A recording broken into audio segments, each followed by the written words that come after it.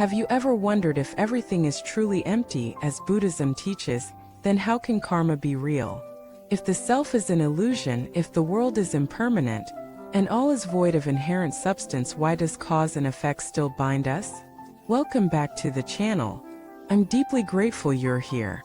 Today we're going to explore one of the most paradoxical and profound questions on the spiritual path: the relationship between emptiness and karma.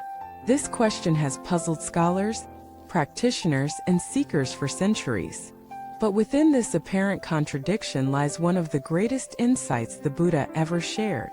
Through a simple yet powerful parable, he reveals how emptiness and karma not only coexist but deeply illuminate one another. So let us begin by setting the stage. Buddhism teaches that all phenomena are empty of fixed identity, independent existence, and eternal essence. This means that the self we cling to is not a solid entity, but a flowing process, ever-changing, interdependent, and fluid. At the same time, Buddhism also teaches karma, the law of cause and effect. What you do, think, and say has consequences. Seeds are planted by your intentions and actions, and they ripen in time. So the question becomes, how can both be true? How can there be consequences if there is no fixed self to receive them? How can action matter in a world that is ultimately insubstantial? This is not just a philosophical puzzle, it's a deeply personal one. Because if we misunderstand emptiness, we fall into nihilism. We start to believe nothing matters, nothing is real, nothing is worth effort. And that misunderstanding becomes a spiritual dead end. But the Buddha foresaw this danger. And to address it, he gave a teaching that is both simple and profound. He said, imagine a flame from one candle lighting another. The flame passes, but is it the same flame? Not exactly. But is it a completely different flame? Also no. It's a continuation, dependent, connected, yet not identical. Just like that, your consciousness moves from moment to moment, from one life to the next, from one thought to another. There is no fixed self, but there is continuity.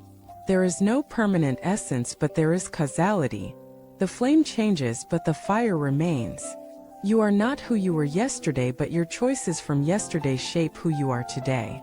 This is how karma and emptiness dance.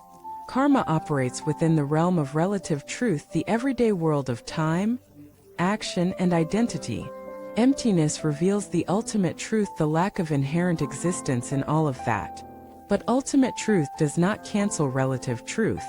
It liberates it. Let me share a story from the Buddha's time that captures this beautifully. A young man approached the Buddha and asked, if there is no self, who is it that experiences the fruits of karma? The Buddha smiled and replied, it is not the same person who committed the act, nor is it a completely different person. Just as the milk becomes curd, curd becomes butter, butter becomes ghee. They are not the same, yet they are connected. This parable reveals a crucial insight: continuity without identity. It's not the same self that experiences karma, but the momentum of your actions and intentions carries forward. Like waves forming in the ocean, each wave is new, yet part of the same current.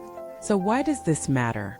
Because when you understand this, you stop clinging to identity, yet you don't fall into apathy. You take responsibility not from ego, but from awareness. You practice ethics not to preserve a self-image, but to plant wholesome seeds. You let go not because nothing matters, but because everything is interconnected. Let us take a real-world example. Imagine someone insults you. The ego reacts. How dare they? You feel anger. You may even plot revenge. But from the view of karma and emptiness, you pause. You realize this anger is not who I am. It arises due to causes, my conditioning, my wounds, my pride. You realize, this moment is empty. I can respond differently. So you breathe. You respond with clarity. You end a cycle of harm. That one moment changes karma, not just yours, but others. Because karma is not fate. It is freedom. Every moment is a seed. And emptiness is not negation. It is openness. Every moment is pure potential. Together, they offer the most powerful teaching in the world. You are not bound by what has been.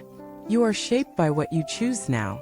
But choose wisely, because even in emptiness, actions echo. Another story from the Zen tradition illustrates this. A monk asked his master, "If there is no self, why do we keep precepts?" The master replied, "There is no self. That's why we must." Without a solid self to defend, we act with compassion. Without permanence to cling to, we live with care. Without fixed identity, we take full responsibility. Isn't that beautiful? Now let us talk about what happens when we get this wrong. If we cling to karma without understanding emptiness, we become rigid. We see everything as punishment or reward. We become obsessed with being good, fearing mistakes, trying to earn merit like money. This leads to pride, guilt, and spiritual materialism. But if we cling to emptiness without karma, we become indifferent. We say, "It doesn't matter what I do. Nothing is real." We lose compassion. We disconnect. This leads to coldness, irresponsibility, and despair. The path is in the middle. Wisdom sees the emptiness of things. Compassion acts within their relative form. That's why the highest bodhisattvas are described as walking in both truths. They see the illusion and they still love. They know the dream and they still care. So how do we live this? Start by observing your actions not with judgment, but with curiosity. Notice your intentions. Are they rooted in greed, anger, confusion, or generosity, love, clarity? Plant seeds consciously. Know that even small acts ripple far. At the same time, remember, there is no fixed you. Your past does not define you. Your story is not solid. You are free to change, to forgive, to grow. Use the teaching of karma to be mindful. Use the teaching of emptiness to be free.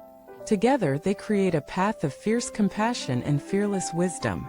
And perhaps most importantly, remember this: you are not here to perfect yourself.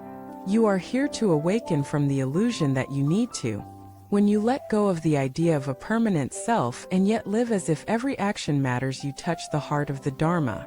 You become like the flame, not bound, not separate, but illuminating. Thank you for watching this video. If this teaching resonated with you, please share your thoughts below. Has karma ever confused you on your path? How do you integrate emptiness into your daily life? Like this video, subscribe to the channel, and share it with someone who needs to know that responsibility and freedom are not opposites, they are partners in awakening.